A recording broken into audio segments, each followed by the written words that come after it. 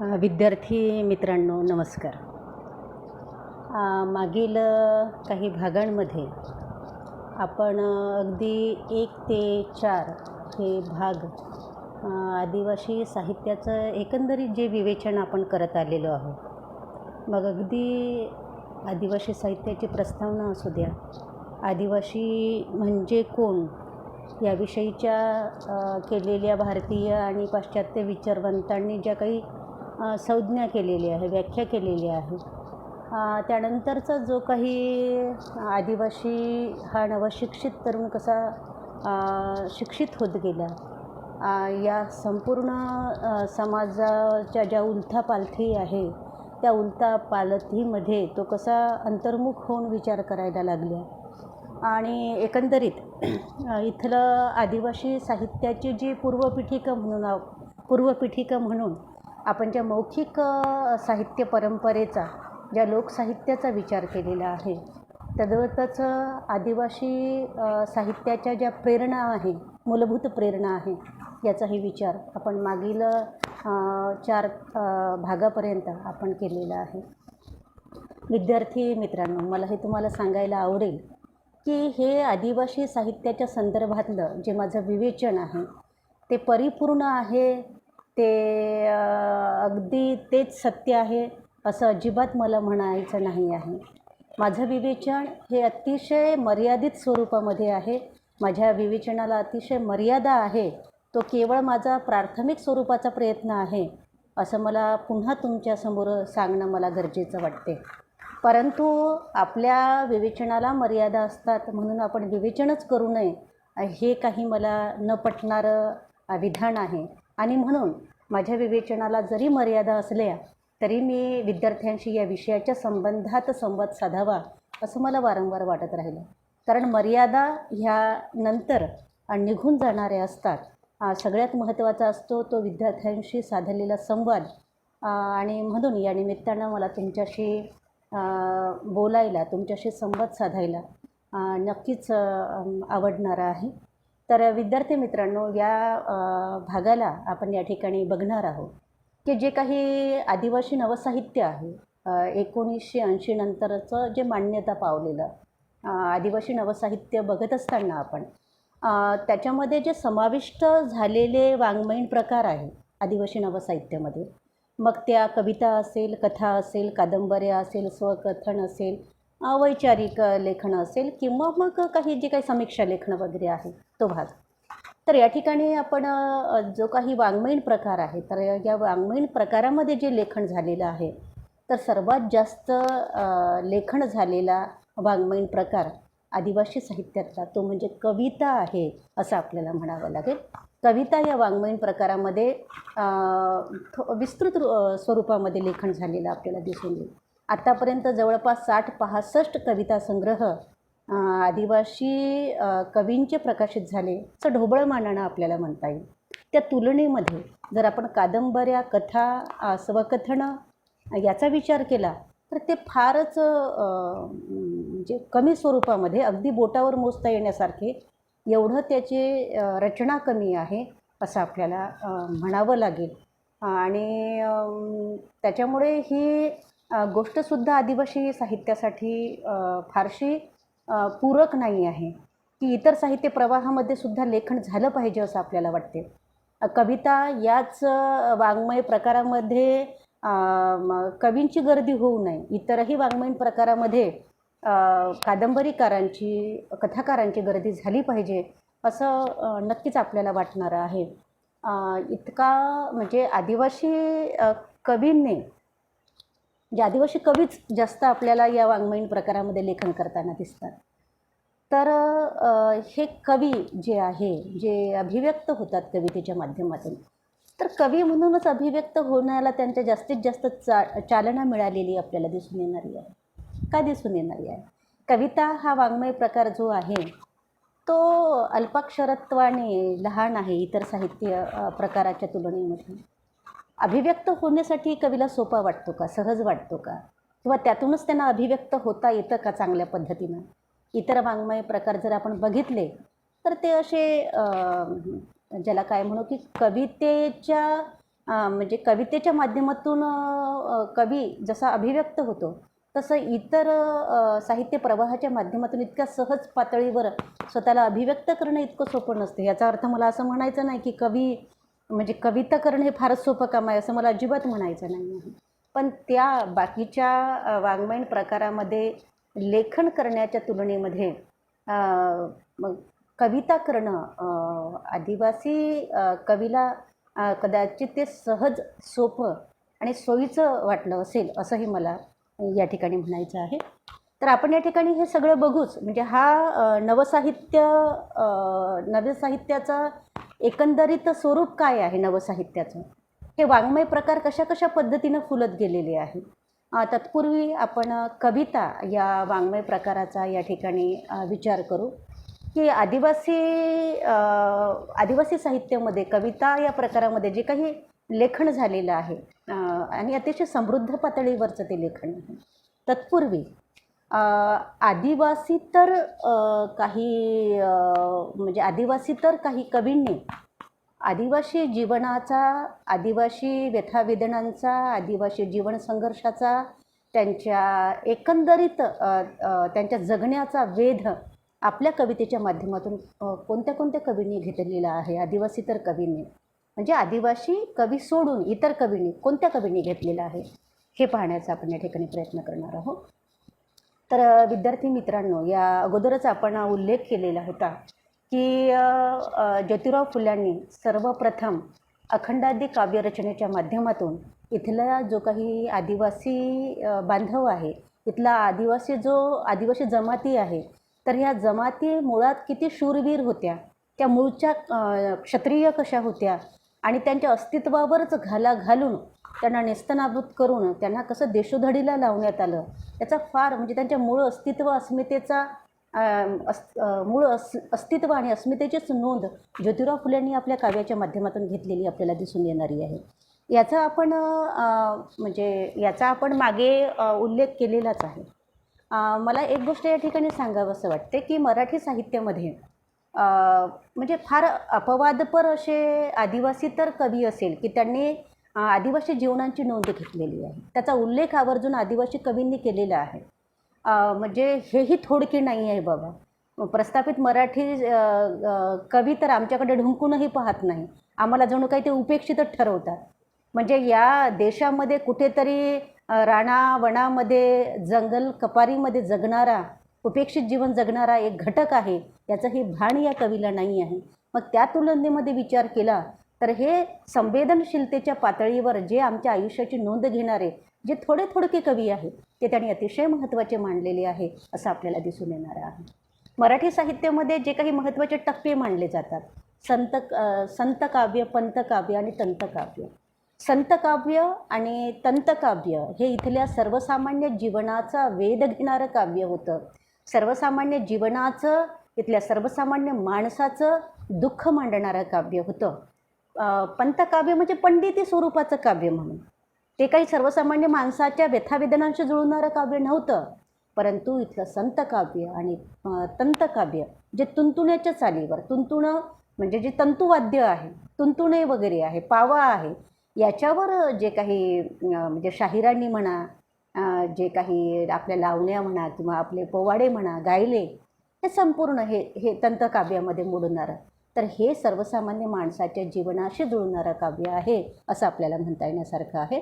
परंतु तरी देखील संतकाव्याने म्हणा किंवा तंतकाव्यानेही म्हणा, आदिवासी जीवनाची नोंद फारशी घेतलेली नाही, ही खंत आदिवासी कवींनी वारंवार बोलून दाखवलेली आहे.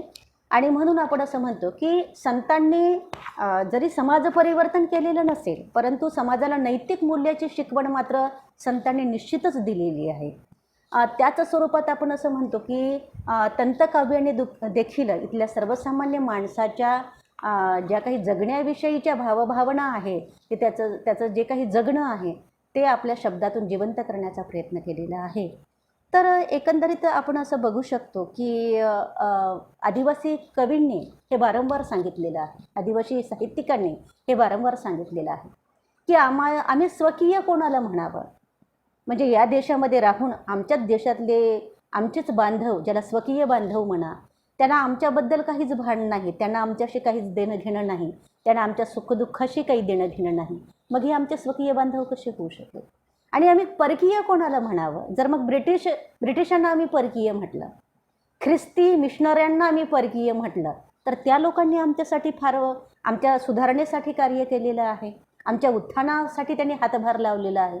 मग इथे स्वकीय आणि परकीय कोणाला म्हणावं, हा भेद निश्चितच पडणारा आहे. आणि आपणही तो विचारात घ्यावा, लक्षात घ्यावा, अशा पद्धतीचा तो भेद आहे. तर या ठिकाणी आदिवासीच्या उत्थानाच्या दिशेने ज्यांनी ज्यांनी कार्य केलेले आहे त्याचे अतिशय आत्मीयतेने, अतिशय मनपूर्वक त्याच्या नोंदी आदिवासी साहित्याने, आदिवासी कवितेने, आदिवासी समीक्षेने घेतलेली आहे, असं आपल्याला म्हणता येण्यासारखं आहे. तर ज्योतिराव फुल्यांनी सर्वात प्रथम अखंडादी काव्यरचना या माध्यमातून आदिवासींच्या मूळ अस्तित्वाची नोंद आपल्या साहित्यामध्ये घेतलेली दिसून येणारी आहे. अखंडादी काव्यरचनेमध्ये जे काही मानवी स्त्री पुरुष आत्मपरीक्षण आणि आर्यभट्ट ब्राह्मणाचे कसब या भागामध्ये आदिवासीच्या अस्तित्वाच्या नोंदी काव्यरूपामध्ये घेतलेल्या ज्योतिराव फुल्यांनी आपल्याला आढळून येणारे आहे. आर्यभट्ट ब्राह्मणाचे कसब या भागामध्ये ते असं म्हणतात की अस्सल क्षेत्रीय रणी जेर केले, हाकलून दिले अरण्यात, कंदमुळे फळे भक्षून राहिले, आर्यांनी पिडिले बाहेरून, मूळचे क्षत्रिय भिल्लासह कोळी, घाली रसातळी वैरभावे.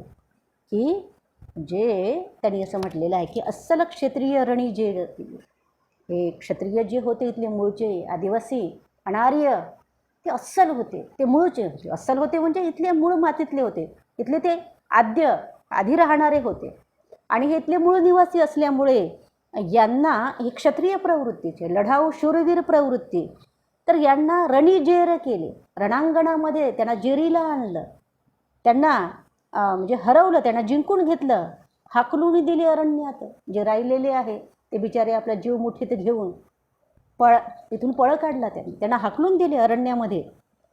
तर हे ज्यांनी अरण्याचा आसरा घेतलेला आहे आपल्या जीवाच्या रक्षणासाठी, त्यांना कुठलं अन्न आणि कुठलं पाणी? तर ते त्यांचं अन्न म्हणजे कंदमुळं फळं खाऊन ते तिथे जिवंत राहिले. आर्यांनी पिडिले बाहेरून, तर अशा पद्धतीने बाहेरून आर्यांनी त्यांना पिडलं, त्यांचं आयुष्य त्यांनी अतिशय दुःखदायी केलं, त्यांना सतावलं. मूळचे क्षत्रिय भिल्लासह कोळी, घाली रसातळी वैरभावे. तर मूळचे जे क्षत्रिय लोक होते, भिल्ल आणि कोळी आणि इतर जी काही अनार्य वर्णामध्ये म्हणजे एकेकाळच्या अनार्य वर्गाचे जे वंशज आहे आदिवासीच्या आजच्या जमाती, यांना म्हणजे हे मूळचे क्षत्रिय आहे, घाली रसातळी, यांना रसात तळाला घातलं इथल्या आर्यांनी. कोणत्या उद्देशाने? वैरभावाने. त्यांना आपलं साम्राज्य प्रस्थापित करायचं होतं, आर्यांना आपली सत्ता प्रस्थापित करायची होती आणि मुळातूनच इथल्या अनार्यांना उखडून फेकण्यासाठी, इथल्या आदिवासींना उखडून फेकण्यासाठी त्यांनी वाटेल त्या मार्गाचा अवलंब केला. तर हे अशा पद्धतीचं अत्यंत जिवंत चित्रण ज्योतिराव फुल्यांनी केलेलं आपल्याला दिसून येणारं आहे. तद्वतच आपण असं म्हणू की संतांपैकी राष्ट्रसंत तुकडोजी महाराज यांनी आपल्या ग्रामगीतेतील 29व्या अध्यायामध्ये जे दलित सेवा नावाचं प्रकरण आहे, त्या प्रकरणामध्ये आदिवासींप्रती आपण काय केलं पाहिजे, सर्वसामान्य माणसानं आदिवासीप्रती कोणती भूमिका ठेवली पाहिजे, एक दया भावनेतून किंवा एक सहानुभूतीच्या भावनेतून, एक मानवी भावनेतून आपण कसं वागलं पाहिजे आदिवासींशी, हे सांगत असताना त्यांनी असं म्हटलेलं आहे की काहींनी करावा आदिवासी सुधार, जाओनी राणी खेड्यांवर, पहावे गरीब लोकांचे कुटीर कैसे आहे. गरीब जंगली आदिवासी जाती, झाडेपाले नेसोनी राहती, झाडाखालीच असते वस्ती कित्येकाची, त्यांसी बोलणे चालणे समजेना, भिओनी पडती बघताची आपणा, प्रेम लावूनी तया कुटुंबांना, करावे आपण आपलेसे. तर आपण काय केलं पाहिजे आदिवासींप्रती? तर त्यांच्या पोड्यावर आपण गेलं पाहिजे, त्या रानामध्ये त्यांच्या खेड्यावर आपण गेले पाहिजे. हे लोक कसं जीवन जगतात दारिद्र्यपूर्ण जीवन कसे जगतात, आपल्या कुठेतरी कमरेला झाडाची पानं बांधून ते राहतात, झाडाखालीच त्यांची वस्ती असते, आपण त्यांच्याशी काय बोलतो, कसं आपण त्यांच्याशी वागतोय त्यांना काहीच समजत नाही, उलट ते आपल्याला भिवून पळतात. तर आपण त्यांना प्रेमानं जिंकून घेतलं पाहिजे, आपण त्यांच्याशी प्रेमानं राहिलं पाहिजे. हा म्हणजे प्रेमाचा मार्ग, हा म्हणजे कुठेतरी मानवी मूल्याचा हा जो मार्ग आहे, तर आपण त्याच्याशी संवाद साधला पाहिजे, त्याची सुखदुःख आपण वाटून घेतली पाहिजे. हा जो काही मानवतेचा संदेश आहे, तो मानवतेचा संदेशच तुकडोजी महाराज आपल्या अभंगरचनेच्या माध्यमातून जणू इथल्या सर्वसामान्य माणसाला देऊ इच्छितात असं आपल्याला म्हणता येण्यासारखं आहे. आपण या ठिकाणी हे बघू शकतो की 1950 तो म्हणजे 1950 तो 2000 पर्यंतचा जो कालखंड आहे, तर या कालखंडामध्ये मराठीच्या प्रांतामध्ये विविध स्वरूपातले काव्यरचना झालेली आहे. त्याआधीही म्हणजे काव्यरचना फार मोठ्या प्रमाणामध्ये मराठीच्या साहित्य क्षेत्रामध्ये झालेली आहे. परंतु दलित कवितेचा अपवाद वगळता प्रस्थापित मराठी साहित्याने जे 1950 पासून 2000 पर्यंत जे काही काव्यरचना झालेली आहे मराठी साहित्य प्रांतामध्ये, त्यांनी आमची या जगण्याची, आमच्या दुःखाची, आमच्या संघर्षाची, आमच्या भोगवट्याची कुठलीही नोंद घेतली नाही असं आवर्जून डॉक्टर विनायक तुमराम या ठिकाणी सांगतात की थोडीफार आमच्या दुखण्याची, आमच्या वेदनेची नोंद अपवादपर म्हणजे फक्त दलित साहित्याने घेतलेली आहे, बाकी तर कोणत्याच साहित्याने घेतलेली नाही. हे सांगत असताना त्यांनी असं म्हटलेलं आहे की प्रकाशित काव्यसंग्रहापैकी अर्धे पाऊण संग्रह मी मोठ्या आशेने आणि चवीने वाचून काढले. त्यात कोणत्या पानावर आदिवासींच्या दुःखाची अस्तित्वाची नोंद आढळते काय, त्यासाठी पान चाळले आहेत. आदिवासीच्या वेदनेला स्पर्श करणे तर दूरच, पण गिरीकुहरातील टोल्या पाड्यांवर भावभावनांची आणि वेदनांनी तडफडणारी माणसे आजही आहेत याचे साधे भानसुद्धा या पासरीभर कवितेला नसल्याचे प्रकर्षाने जाणवले. तर अशा पद्धतीची आपली एक रास्त खंत, आपलं एक मनातलं दुःख त्या ठिकाणी तुमरामांनी बोलून दाखवलेलं आपल्याला दिसून येणारं आहे की आमच्या दुःखाची नोंद या प्रस्थापित मराठी कवितेला घेता आली नाही. जणू काही आम्ही माणसं म्हणून आहो, गिरीकुहरामध्ये राहणारी, टोल्यापाड्यावर राहणारी, याचं भानही पासरीभर कविता लिहिणाऱ्या या कवींना नाही आहे असं त्यांना या ठिकाणी म्हणायचं आहे. दुःख माणसाला कधी होते, तर अपेक्षा केली तर दुःख होतं. जर इथले मराठी साहित्य असं त्यांनी मानत असेल आणि त्याच साहित्यामध्ये इथला एखादा मानवी घटकच ते गायब करत असेल, त्याच्या दुःखाप्रती, त्याच्या जगण्याप्रती काहीच बोलत नसेल, तर नक्कीच एक समानार्थी भाव म्हणून, एक मानवतेच्या पातळीवर त्यांच्या भावना दुखणं हे स्वाभाविक आहे. तशाच पद्धतीचा अनुभव दलित साहित्याला सुद्धा इथे फार मोठ्या प्रमाणामध्ये आलेला आहे आणि त्याच्यामुळे हे समान दुखणं आहे असंही समजायला काही हरकत नाही. तर अशा पद्धतीने स्वातंत्र्योत्तर कालखंडामध्ये मात्र जी काही आदिवासींच्या व्यथावेदनांची नोंद घेऊन जे काही थोडं फार प्रमाणामध्ये आदिवासी तर कवींनी जे काही लेखन केलेलं आहे, त्याच्यामध्ये वाणा देशपांडे यांनी प्रथम कोरकूंविषयी जे खंडकाव्य लिहिलेलं आहे, कोरकू जमातीविषयी, त्या खंडकाव्याचा आवर्जून या ठिकाणी उल्लेख केलेला आहे. त्यानंतर अतिशय महत्त्वाचा जो काही काव्यसंग्रह आहे, जो भगवान भोईरने लिहिलेला आहे, तो आहे एक हुंदका युगासाठी. 1985 प्रकाशित झालेला हा काव्यसंग्रह. या काव्यसंग्रहामध्ये खरंच आपण असं म्हणू शकतो की एक हुंदका मानवतेच्या भावनेने ओथंबून आलेला आपल्याला दिसून येणारा आहे. तर भगवान भोईरांची या कविता संग्रहामध्ये एक अतिशय महत्त्वाची कविता आहे, उंदीर नावाची कविता आहे. की उंदीर काय आहे, तर एका संस्कृतीसाठी तो पूजेचा विषय आहे उंदीर. म्हणजे आपण पाहतो की हिंदू संस्कृतीमध्ये गणपतीचं वाहन उंदीर समजल्या जाते. गणपतीसोबत उंदराचीही पूजा होते. गणपतीला जो नैवेद्य दाखवला जातो किंवा मांडला जातो, तोच नैवेद्य उंदरासमोरही मांडला जातो, त्याला दाखवला जातो. परंतु एका संस्कृतीमध्ये मात्र हे उंदीर एका संस्कृतीचं भक्ष्य ठरते. एका संस्कृतीला आपल्या पोटाची भूक भागवण्यासाठी उंदरं शोधून खावी लागतात. म्हणजे हे संस्कृतीमध्ये बघा किती विषम अंतर आहे. एका संस्कृतीमध्ये पूजेचा विषय आणि दुसऱ्या संस्कृतीमध्ये भक्षणाचा विषय, हे उंदीर झालेलं आहे. फार सुंदर ती कविता आहे. त्या कवितेमध्ये म्हणजे आदिवासीचा भुकेचा प्रश्न किती भीषण आहे आणि फार सुंदर त्या उंदराच्या प्रतिमेतून त्यांनी ते दाखवलेलं आहे की उंदीर कातकरी बिळाबिळातून शोधून काढतात, अन्न म्हणून पोटभर खातात, उपाशी आतड्यांना काहीही चालतं, मेलेलं जनावरही, उंदीर घुशी सर्व काय. बघा त्यांनी असं म्हटलेलं आहे की हे जे कातकरी लोक आहेत ते बिळाबिळातून शोधून काढतात उंदरं, कारण त्यांच्या उपाशी आतड्यांना भुकेचा आगडोंब पोटामध्ये म्हणजे भुकेचा आगडोंब पेटलेला असतो आणि उपाशी आतड्यांना काहीही चालतं, अगदी मेलेलं जनावरही. मग हे घुशी, हे उंदरं सहज ते लोक पचवू शकतात. तर अशा पद्धतीचं म्हणजे आदिवासीचा दारिद्र्याचा, आदिवासीचा कुपोषणाचा, आदिवासीचा भुकेचा जो प्रचंड गंभीर प्रश्न आहे, त्या प्रश्नावर फार सुंदर पद्धतीने प्रकाश टाकलेला आपल्याला भगवान भोईर यांच्या कवितेतून दिसून येणार आहे.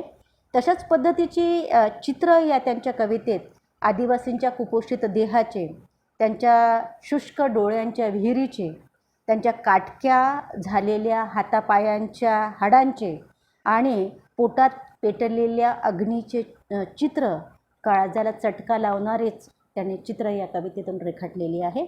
त्यानंतरची त्यांची खेळ नावाची जी कविता आहे, त्या खेळ नावाच्या या कवितेमध्ये त्यांनी एकीकडे म्हणजे जो काही जे पंडित जवाहरलाल नेहरू आहे त्यांच्या स्मृतिप्रित्यर्थ जो बालदिन म्हणून साजरा केला जातो, तर त्या बालदिनातले जे बालक आहे ते फार उत्साही आहे, ते फार आनंदित आहे, ते फार सळसळत्या आनंदाने बहरून गेलेले बालक आहे.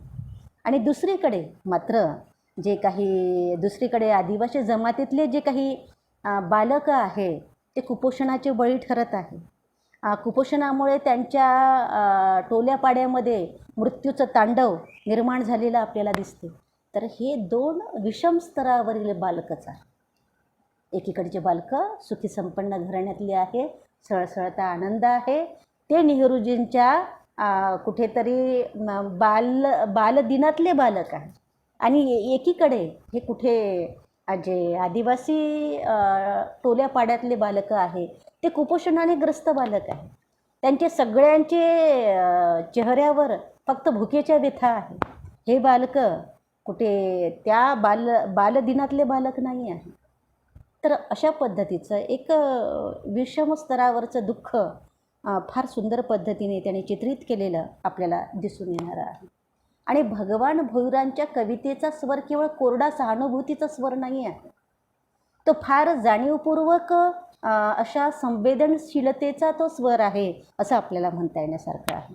त्याच्यामध्ये स्वानुभूती नसेल पण सहानुभूभावाच्या पातळीवर अतिशय जाणीवपूर्वक संवेदनशीलतेने त्याने त्या कविता लिहिलेल्या आहे असं आपल्याला मान्य करता येण्यासारखं आहे.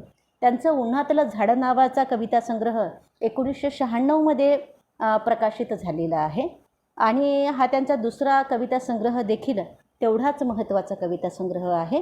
त्यांनी या कविता संग्रहामध्ये आवर्जून सांगितलेलं आहे की या एकाच देशामध्ये, एकाच या भारत देशामध्ये दोन भारत आपल्याला वसलेले दिसतात.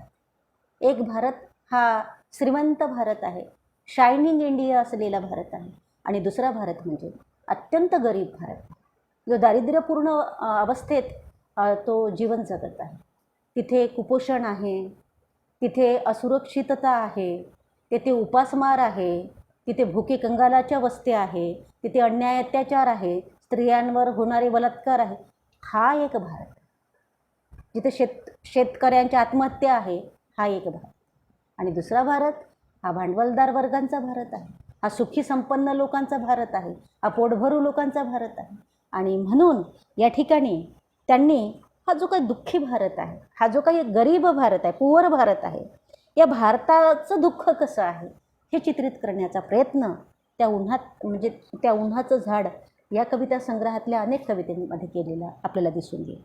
त्यांची एक कविता आहे सूर्य असतो तर नावाची कविता. त्या कवितेमध्ये ते असं म्हणतात, खोपटं म्हणजे अंधारानं भरलेली आदी गुहा, गुहेत आदी अंधार, आदी अंधारात आदी दैन्य, दैन्यात आदी गुलामी, गुलामीत आदिवासी.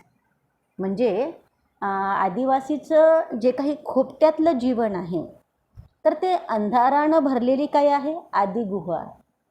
म्हणजे आदिवासीचं जीवन म्हणजे काय आहे, आदी गुहा अधिक आदी अंधार अधिक आदी दैन्य अधिक आदी गुलामी बरोबर आदिवासी. म्हणजे हे आदिवासींच्या जीवनाचे जे विषमसूत्र आहे त्या विषमसूत्राचे वर्णन त्यांनी या ठिकाणी केलेले आहे. आदी या संदर्भातून त्यांचे मूळ निवासी असण्याचे अस्तित्व तर दर्शविलेच आहे, परंतु त्यांच्या खोपट्यातील अंधार, त्यांचं दैन्य, त्यांची गुलामी, त्यांचं जीवन वास्तव मांडणारी आहे असं आपल्याला म्हणता येण्यासारखं आहे. आणि म्हणून आपण असं पाहतो की त्यांनी त्यांच्या कवितामध्ये आदिवासी समाजातील स्त्री दारिद्र्यांचा, स्त्री भोगवाट्यांचा दाहक अनुभवसुद्धा व्यक्त केलेला आहे. महत्त्वपूर्ण आशयाने त्यांची कविता प्रस्तुत होते असं आपल्याला म्हणावं लागेल. त्यांची कविता अर्थप्रवाही आहे, आशयसंपन्न आहे, आदिवासी जीवन जाणीवांवर नव्याने प्रकाश टाकणारी त्यांची कविता आहे असंही आपल्याला म्हणता येण्यासारखं आहे. त्यानंतर प्राध्यापक सरिता जांभूळकर, प्राध्यापक सरिता जांभुळे यांचा घरकुल जखमांचे हा कविता संग्रह 1995मध्ये प्रकाशित झाला. या कविता संग्रहाला डॉक्टर यशवंत मनोहरांनी प्रस्तावना दिली. या कविता संग्रहामध्ये मी आदिवासी नावाची एक कविता आहे. त्या कवितेच्या माध्यमातून त्याने आदिवासींचे वास्तव जीवन दर्शन घडवण्याचा प्रयत्न केलेला आहे. म्हणजे एक जिवंत आदिवासी आपल्या नजरेसमोर उभा त्यांनी केलेला आहे मी आदिवासी या कवितेतून. त्या कवितेमध्ये ते असं म्हणतात की आदिवासी खांद्यावर कुऱ्हाड, कमरेला लंगोटी, कुत्रा पुढे, घनघोर जंगल, दऱ्या खोऱ्या, डोंगर पहाड, खडाळणाऱ्या नद्या समवेत, उघडा नागडा देह हिंडावा. म्हणजे हे आदिवासीचं जिवंत चित्र की खांद्यावर कुऱ्हाड आहे आदिवासींच्या, कमरेला लंगोटी बांधलेली आहे त्यांनी लज्जा रक्षणासाठी, आणि समोर त्याचा कुत्रा चालत आहे.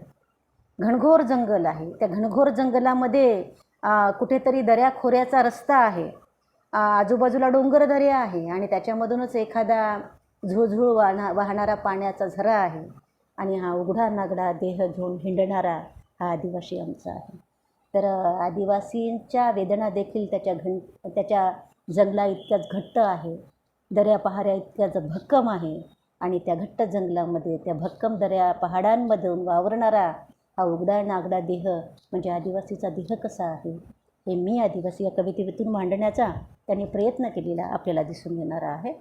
दया पवारांच्या एका कवितेमध्ये तुमचा एखादा एकलव्य आजही त्याचे हात कलम होत आहे, अजूनही तुम्ही कुणाची वाट पाहता असा सवाल त्यांनी केलेला आहे. की म्हणजे आजही द्रोणाचार्य संपलेले नाही आहे, आजही वेगवेगळ्या स्वरूपामध्ये एकलव्यांच्या हाताचा अंगठा ते मागत आहे आणि म्हणून हे सगळं सरेआम होत असताना अजून तुम्ही कुणाची वाट पाहता, तुम्ही बंड करायला हवं, तुम्ही विद्रोह पुकारायला हवा असंच त्यांना म्हणायचं आहे. त्यानंतर आदिवासींच्या आदिम वेदनेपर्यंत पोहोचण्याचा मार्ग कोणता आहे म्हणजे धर्मराज निमसरकर यांची फार एक महत्त्वाची कविता आहे. त्या कवितेच्या माध्यमातून धर्मराज निमसरकर यांना असं म्हणायचं आहे की तीरावर उभं राहून समुद्राच्या खोलीचे अंदाज बांधता येत नाही किंवा तीरावर उभं राहून नदीच्या खोलीचे अंदाज बांधता येत नाही, नदीमध्येच बुडी मारावी लागते तेव्हा नदीच्या खोलीचे अंदाज कळतात. तशाच पद्धतीनं बाहेरून आदिवासी जीवन असं असावं, आदिवासी जीवन जंगलात राहणारं आहे, बाहेरून आपण आदिवासी जीवनावर भाष्य करू शकत नाही. जर तुम्हाला खरंच आदिवासींच्या व्यथा वेदना समजून घ्यायचं असेल तर तुम्ही आतमध्ये प्रवेश करा, त्यांच्या टोल्यापाड्यावर राहून पहा, त्यांच्यासारखं थोडंफार जीवन जगून पहा, मग तुम्हाला कळेल आदिवासीचं जीवन काय असतं. बाहेरून अंदाज अडाखे काही बांधू नका.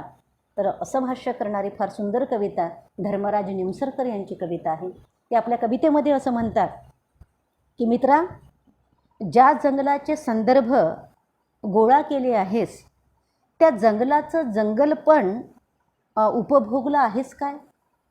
नाही. असं जर उत्तर असेल तर तुझ्या आलेखाची काही किंमत नाही. आधी जंगलाच्या काळोखात उसविणाऱ्या आयुष्याच्या पोटी जन्म घे. तुला कोणतेही संदर्भ गोळा करण्यासाठी ग्रंथालयाच्या पायऱ्या झिजवाव्या लागणार नाही. सगळे संदर्भ तुझ्या मानगुटीवर ओझ्यासारखे लादूनच येतील. तर अशा पद्धतीचं भाष्य त्यांनी केलेलं आहे की जंगलाचे संदर्भ तो गोळा करतो आहे, पण तो जंगल पण कधी, म्हणजे जंगलाचं जंगल पण कधी तो उपभोगला आहे का? नाही. असं जर मग उत्तर असेल तर तुझ्या आलेखाची काही किंमत नाही आहे. आधी या जंगलाच्या काळोखात उसवणाऱ्या आयुष्याच्या पोटी जन्म घे असं त्यांनी म्हटलेलं आहे. ते दुःख, त्या वेदना तू जरा भोगून पहा असं त्यांना म्हणायचं आहे. आणि मग तुला कोणत्याही ग्रंथालयाच्या पायऱ्या झिजवाव्या लागणार नाही. सगळे संदर्भ तुझ्या मानगुटीवर आपोआपच आपसुकच बसून येतील. तर इतका समृद्ध आशय त्यांच्या कवितेच्या माध्यमातून त्यांनी दिलेला आहे. तर मग धर्मराज निमसरकरांची कविता असू द्या किंवा मग भगवान भोईरांची समृद्ध कविता असू द्या, सरिता जांभुळे यांची कविता असू द्या किंवा मग गोकुळदास मेश्राम आहे, भगवान पाटील आहे, विद्याधर बनसोड आहे, यांच्या कविता असू द्या, तर त्यांनी ह्या आदिवासी तर कवींनी आदिवासीच्या व्यथावेदनांच्या त्यांच्या आकलनानुसार वेध घेण्याचा प्रयत्न प्रामाणिकपणे केलेला आहे. तो सच्चा अनुभव आहे त्यांचा.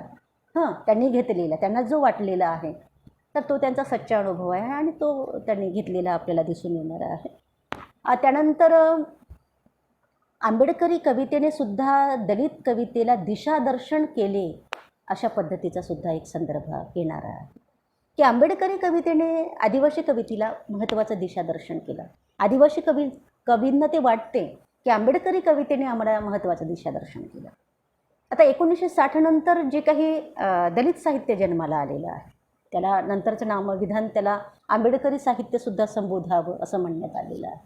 तर ते आंबेडकरी विचारधारेची ती कविता, त्या कवितेने आम्हाला दिशादर्शन केलं. आमचे जे काही दलित कवी आहे, जे अत्यंत महत्त्वाचं साहित्य लेखन करणारे, काव्यलेखन करणारे जे दलित कवी आहे, त्यांचा प्रभाव या आदिवासी नवशिक्षित तरुणावर सुरुवातीच्या कालखंडामध्ये फार मोठ्या प्रमाणामध्ये होता असं आपल्याला दिसून येणार आहे. तर 70 ते 80च्या दशकामध्ये आदिवासी कवी लिहू लागला. तर त्या कालखंडामध्ये आदिवासी एक कवितेचं क्रांतीपर्व त्यांनी अनुभवलेलं होतं. एक क्रांतीपर्व त्यांनी पाहिलेलं होतं. गावकुसा बाहेर राहणारा जो इथला दलित आहे, ज्या दलितांवर धर्म जाती व्यवस्थेच्या माध्यमातून प्रचंड असा अन्याय करण्यात आलेला आहे, प्रचंड त्यांचं शोषण करण्यात आलेलं आहे. तर अशा आपल्यावर होणारा हजारो वर्षाचा अन्याय अत्याचार तो त्यांनी या दलित कवींनी तो नाकारलेला आहे. दलित कवीने त्याच्याविरुद्ध बंड पुकारलेला आहे. दलित कवितेने प्रचंड विद्रोहाची मांडणी केलेली आहे आपल्या कवितेच्या माध्यमातून. आणि हा झंझावात जो होता म्हणजे दलित कवितेचा, त्या झंझावातापासून आदिवासी नवशिक्षित तरुण देखील सुटलेला नव्हता. तो सुद्धा या म्हणजे दलित कवितेच्या क्रांतीपर्वाने दलित कवितेच्या झंझावाताने भारावून गेलेला होता असं आपल्याला दिसून येणार आहे. आणि म्हणून त्या कालखंडामध्ये ज्या काही दलित चळवळी होत होत्या, कवितेची जे काही प्रचंड बदलणारं युग तो आजूबाजूला बघत होता आणि त्यामध्ये जे दलित कवितेची प्रचंड युग बदलण्याची जी भाषा आहे, कुठेतरी क्रांतीचं त्यांनी जे आव्हान केलेलं आहे, समाज जीवनाला लढण्यासाठी जे आवाहन केलेलं आहे, त्यांच्या कवितेमध्ये जे काही करुणा विद्रोह आहे, निषेध आणि नकार आहे आणि जणू काही सर्वच नाकारण्याची म्हणजे विषमतेची प्रतिमा प्रतिका सर्वच नाकारण्याची त्यांची जी धमक आहे जी त्यांनी कवितेच्या माध्यमातून मांडलेली आहे, हे सर्वच काही या आदिवासी तरुणांना, नवशिक्षित आदिवासी ते प्रचंड म्हणजे प्रचंड ते खळबळजनक वाटलं. तो या प्रभावामध्ये येऊन आपल्या जीवन जाणीवाविषयी विचार करायला लागला, आपल्या व्यथा वेदनाविषयी विचार करायला लागला, आपली भूमिका काय आहे याच्यामध्ये याच्याविषयी गांभीर्याने विचार करायला लागला, असं आपल्याला म्हणता येण्यासारखं आहे. आणि म्हणून आपण या ठिकाणी असं बघतो की आदिवासींना दलितांसारखं जातीय व्यवस्थेचं दुःख भोगावं लागलं नाही, ते चटके त्यांना बसले नाही, परंतु त्यांचं शोषण मात्र झालं, त्यांना दुःख भोगावं लागलं. हे दुःखाचा स्तर वेगळा असेल, या दुःखाची अनुभूती वेगळ्या पातळीवरची असेल असं आपल्याला म्हणू शकतो. परंतु ज्या दलित कवितेने इथे सर्वहारा शोषित समाजाच्या मुक्तीचं जे आव्हान केलेलं आहे, इथला सर्वहारा जो समाज आहे, मग आदिवासी असेल, कष्टकरी असेल, शेतकरी असेल, कामकरी असेल, मोलमजुरी करणाऱ्या ज्या स्त्रिया असेल, भटके विमुक्त असेल, आदिवासी असेल, या सर्वहारा समाजाच्या मुक्तीचं त्यांनी स्वप्न पाहिलेलं आहे. इथल्या सगळ्या शोषित समाजाने एकत्र येऊन बंड पुकारावं, आपल्यावरील हजारो वर्षापासून जो होणारा अन्याय अत्याचार आहे तो आपणच दूर करावा, वरून खालून कोणीच आपल्या सहाय्यासाठी येणारं नाही आहे, हे जे काही सांगितलेलं आहे तर ते अतिशय महत्त्वाचं सांगणं या आदिवासी कवींना त्या कालखंडामध्ये वाटणं स्वाभाविक आहे. भालचंद्र फडके यांनी दलित साहित्य वेदना आणि विद्रोह या ग्रंथामध्ये ते असं म्हणतात की माणसाचे गाणे गाणाऱ्या माणसाची ही कविता आहे, ती निशंक निधडी आहे, तिला दलित मुक्ती लढ्याची आग पेटवीत समाजातील दुःख, अंधश्रद्धा, उपेक्षा, संकुचितपणा नष्ट करायचा आहे. तिची हाक साऱ्या स्वातंत्र्य, समता, बंधुत्व आणि न्याय प्रस्थापित करू पाहणाऱ्या वर्गाला आहे. तिने माणसासारख्या माणसाला तुच्छ लेखणाऱ्या प्रतिगामी शक्तीविरुद्ध उग्रबंड पुकारली आहे. ती जे रंजले गांजले आहेत त्याचा निर्भयपणे कैवार घेणारी आहे. तर हे त्यांनी जे भाष्य केलेलं आहे की सर्वहारा शोषित समाजाची ही दलित कविता आहे, माणसाच्या माणूसपणाचं गीत गाणारी ही दलित कविता आहे. कुठेतरी माणसातला जो काही अंधश्रद्धा आहे, त्याची अज्ञानता आहे, त्याचा उपेक्षितपणा आहे, त्याच्यातला संकुचितपणा आहे, तो नष्ट करण्याचा प्रयत्न करणारी ही दलित कविता आहे. आणि माणसाला स्वातंत्र्य, समता, बंधुत्व, न्याय, अधिकार याचं कुठेतरी भान देणारी ही कविता आहे असं त्यांनी म्हटलेलं आहे. ती अतिशय आणि म्हणून आंबेडकरी कविता केवळ त्यांच्या प्रश्नापुरती मर्यादित राहत नाही, आंबेडकरी कविता केवळ त्याच्या दुःखापुरती मर्यादित राहत नाही, तर आंबेडकरी कविता सर्वहारा शोषित समाजाला आपलं मानते, त्यांच्या वेदना त्याला आपल्या वेदना वाटतात. तर अशा पद्धतीनं एकंदरीत इथला शेतकरी असेल, मजुदार असेल, कष्टकरी असेल, स्त्रियांचे प्रश्न असेल, या सगळ्या प्रश्नाला, या सगळ्या समूह जीवनाला दिशादर्शन करणारी ही आंबेडकरी कविता आहे असं त्या नवशिक्षित आदिवासी तरुणांना जाणवलं. याचा अर्थ आदिवासी कवी म्हणजे आदिवासी कवितेला प्रामुख्याने सगळं भान, सगळं काही मार्गदर्शन दलित कवितेनेच केलं असं मला अजिबात म्हणायचं नाही, असं त्यांनाही सुद्धा म्हणायचं नाही. परंतु कारण आदिवासी दलित साहित्याच्या सुद्धा मर्यादा आहेत, त्यांच्यापर्यंत ते पोहोचलं नाही असं वारंवार आदिवासी कवींनी म्हटलेलं आहे. ही खंत त्यांनी व्यक्त केलेली आहे की गावकुसाबाहेर दलित साहित्याला किंवा दलित कवीला जाता आलं नाही. ही मर्यादा त्याची आहेच आणि ही मर्यादा केवळ दलित साहित्यालाच आहे असं आपल्याला समजण्याचंही कारण नाही. ही मर्यादा प्रत्येक साहित्याला, आदिवासी साहित्याला मर्यादा नाही आहे का? त्यांनी भटक्या विमुक्तांचं दुःख जाणलं का? भटक्या विमुक्ताचं जे साहित्य आहे त्यांच्या साहित्याला मर्यादा नाही का? त्यांनी मग शेतकऱ्यांचं दुःख जाणलं का? नाही. आणि म्हणून या मर्यादेमधूनच नवीन साहित्याची एक निर्मिती झालेली आपल्याला दिसून येणार की तुम्ही आमच्या जीवनाची नोंद घेतली नाही, तुम्ही आमच्या जीवन संघर्षाची नोंद घेतली नाही, आमच्या व्यथावेदनांची नोंद घेतली नाही, ती आम्हालाच आमची घ्यावी लागेल. माझं बोट कापलेलं आहे, मला जखम झालेली आहे आणि दुसऱ्यांनी दुरुस्त करावी ही अपेक्षा मी बाळगू शकत नाही. मलाच माझ्या त्या जखमेवर काहीतरी, ती जखम दुरुस्त करण्यासाठी काहीतरी प्रक्रिया करावी लागेल, माझ्या जखमेचं स्वरूप पाहून मला ती प्रक्रिया करावी लागेल. हा भागसुद्धा महत्त्वाचा या साहित्य रचनेच्या बाबतीत सुद्धा ठरणारा आहे असं आपल्याला म्हणता येण्यासारखं आहे. तर जे काही दलित कवी आहेत मग बाबुराव बागुल असेल, दया पवार असेल, नामदेव ढसाळ असेल, अर्जुन डांगळे असेल, जबी पवार असेल, अरुण कांबळे असेल, वामन निंबाळकर असेल, प्रल्हाद चिंदवणकर असेल, ह्या कवींच्या कविता म्हणजे त्या कालखंडामध्येच म्हणून नाही, आताही माणसाला दिशादर्शन देणाऱ्या, माणसाच्या मनामध्ये प्रचंड वादळ निर्माण करणाऱ्या, माणसाला जीवन जगण्याची प्रचंड उमेद देणाऱ्या, प्रचंड चेतनाबळ पुरवणाऱ्या ज्या कविता आहे असं म्हणायला काहीच हरकत नाही.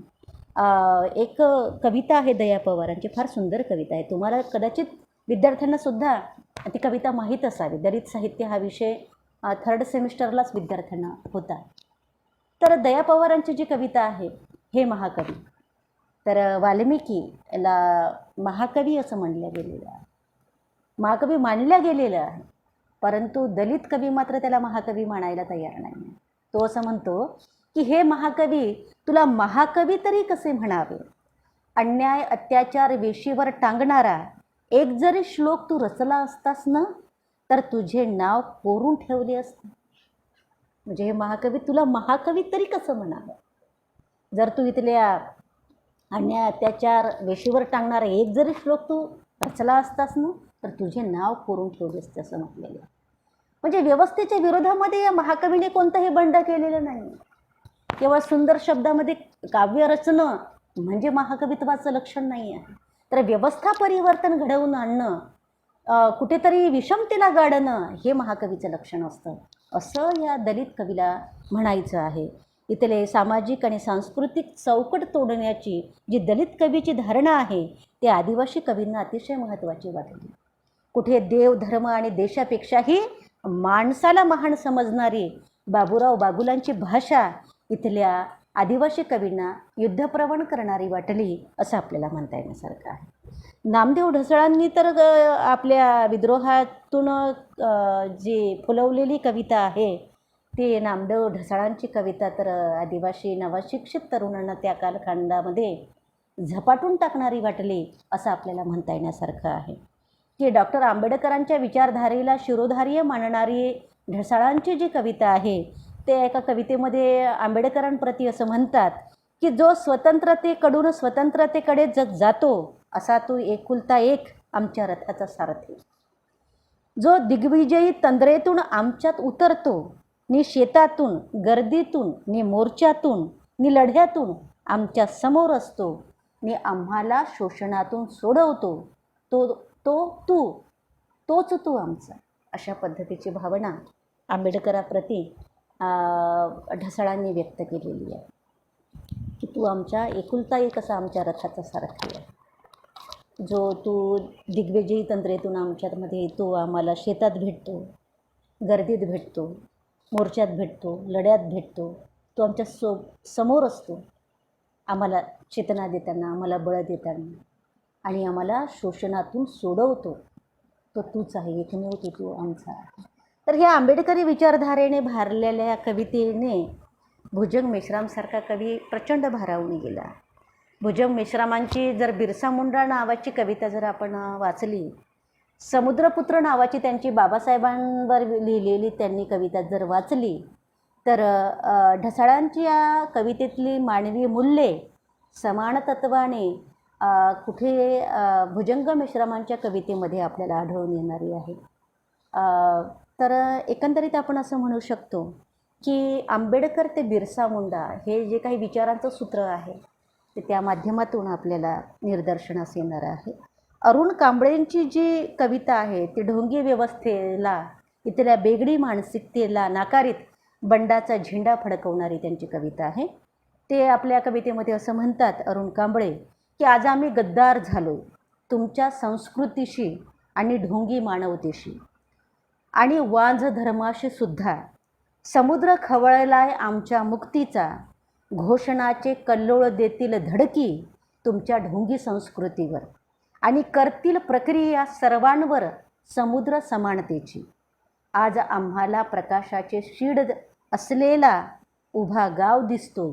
तर अशा पद्धतीचं त्यांची कविता अतिशय महत्त्वाची कविता आहे, नवी उमेद देणारी कविता आहे, ढोंगी संस्कृतीचे बुरखे फाडणारी कविता आहे. आणि कुठेतरी बेगडी मानसिकतेला नाकारणारी ती कविता आहे. आणि म्हणून आम्ही गद्दार झालोय तुमच्या संस्कृतीशी आणि ढोंगी मानवतेशी असं ती म्हणते.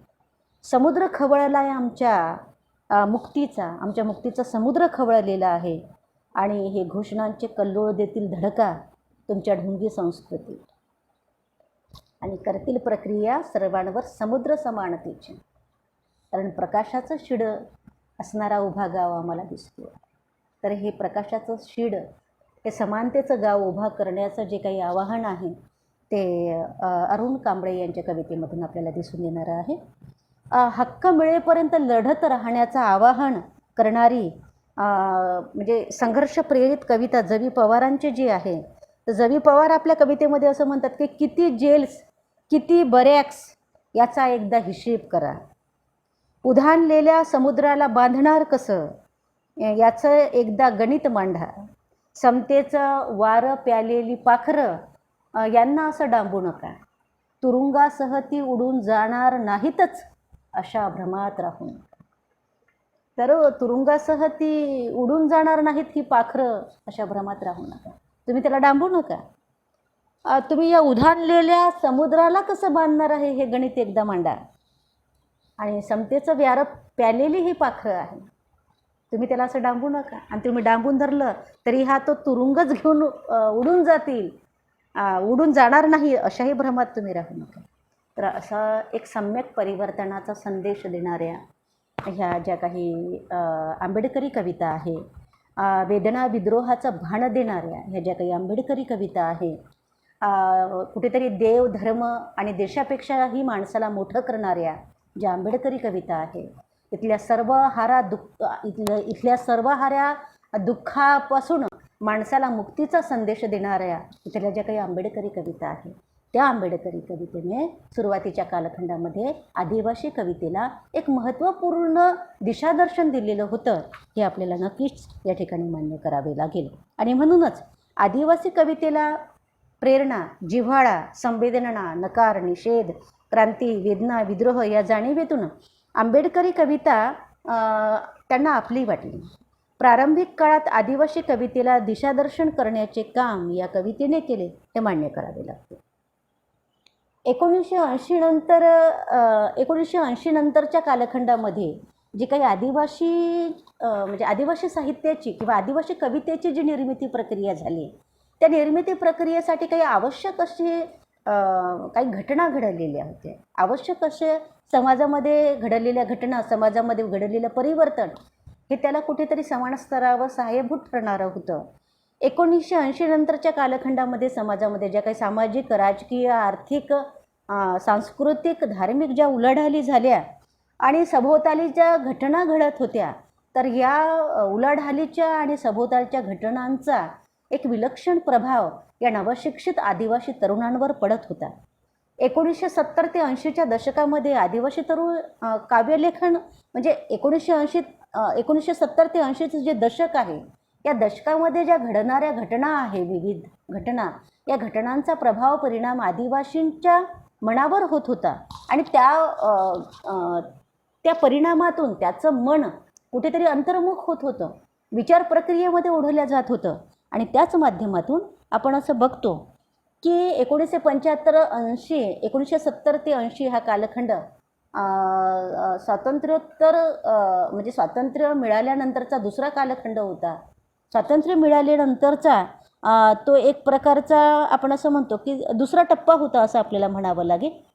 तर या टप्प्यामध्ये एकंदरीतच आपल्याला असं म्हणावं लागेल की आदिवासी कवितेच्या निर्मिती प्रक्रियेसाठी पूर्वकालीन आणि समकालीन परिस्थितीचे अनेक संदर्भ महत्त्वाचे ठरणारे आहे. जी काही नवशिक्षित आदिवासींची जी पिढी आहे, त्या पिढीचं प्रमाण या कालखंडामध्ये आपल्याला वाढलेलं दिसतं.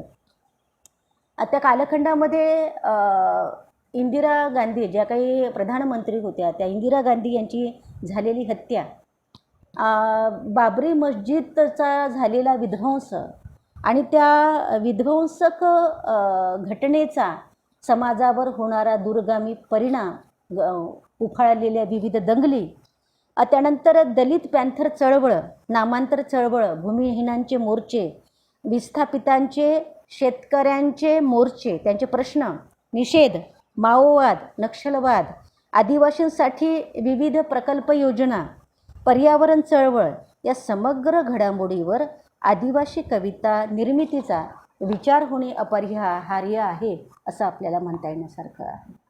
सांप्रत कालखंडामध्ये मराठी वाङ्मयात इतर नवनवीन साहित्य प्रवाहसुद्धा जन्माला येत होते. नवनवीन साहित्य प्रवाह जन्माला येत होते आणि त्या साहित्य प्रवाहाच्या परिणामातून सुद्धा त्यांच्या जीवन जाणीवांच्या स्वरूपात एक चिंतन प्रक्रिया सुरू झालेली आपल्याला दिसून येणारी आहे. जी कविता निर्मिती प्रक्रियेमध्ये कवीचा जो जीवन दृष्टिकोन असतो, म्हणजे कवीचा जो जीवन दृष्टिकोन असतो, तर तो जीवन दृष्टिकोन बाह्य सभोवतालच्या परिस्थितीच्या आलेखाचा परिणाम असतो आणि म्हणून कविता निर्मितीची प्रक्रिया ही एकाएकी घडणारी प्रक्रिया नसते. एखादी घटना घडली लगेच कविता सुचली, एखादं दुःख झालं लगेच कविता सुचली, असं काही होणारी नसते. म्हणजे त्या घटनांचा, त्या दुःखाचा, त्या वेदनेचा माणसाच्या अंतर्मनामध्ये खोलवर कुठेतरी प्रभाव परिणाम होत असतो. माणूस त्याच्यातून विचार करायला लागतो. त्या विचारातून माणसाच्या मनाच्या भावभावना उद्दीपित होतात. त्याला दुःख होत असेल, त्याला आनंद होत असेल, त्याला व्यथावेदना होत असेल आणि ते त्याच्या हृदयाच्या दरवाजावर धडका देतात. कशासाठी? अभिव्यक्तीसाठी. म्हणजे कविता उतरून कागदावर येते इतकं सोपं नाही आहे ते. म्हणजे कागदावर कविता येईपर्यंतचा जो प्रवास आहे तो फार कठीण प्रवास आहे. कवितेचं बीज माणसाच्या अंतर्मनामध्ये रुजल्या जातं. ते बीज रुजल्यानंतर तो त्या बीजाचा कसा विचार करतो, तो त्याला कसं खतपाणी देतो, तो त्याला कसं अंकुरित करतो, हे प्रत्येक कवीच्या जीवन दृष्टिकोनावर अवलंबून आहे असंही आपल्याला म्हणतं. आणि म्हणून खरं म्हटलं तर कवी होणं, कवितेतून अभिव्यक्त होणं हे त्या कवीची गरज आहे, अतिशय महत्त्वाची गरज आहे. म्हणजे त्याच्या गरजेपोटी तो अभिव्यक्त होतो. तुम्हाला मला त्यांच्या कविता चांगल्या वाटाव्या म्हणून तो अभिव्यक्त होत नाही. त्याच्या गरजेपोटी त्याच्या भावनांचा निचरा त्या कवितेतून होतो, त्याच्या दुःखाचा, त्याच्या वेदनेचा निचरा त्याच्यातून होतो आणि म्हणून कवी अभिव्यक्त होतो असं आपल्याला म्हणता येईल. म्हणून साहित्यिक अभिव्यक्त होतो कथा कादंबरीच्या माध्यमातून, कारण तो अभिव्यक्त झाल्याशिवाय तो स्वस्थ राहू शकत नाही. शिकल्यामुळे त्याच्या संवेदना जागृत झालेली आहे, शिकल्यामुळे तो शहाणा झालेला आहे आणि म्हणून त्याला आत्मभान शिक्षणामुळे आलेलं आहे. दया पवार असं म्हणतो की म्हणजे शिकलो नसतो तर असलेल्या इंगळ्या डसल्या नसत्या, बरा होतो ओहोळाचा दगड. शिकलो नसतो तर असल्या इंगळ्या डसल्या नसत्या, शिकलो म्हणून असल्या इंगळ्या डसल्या.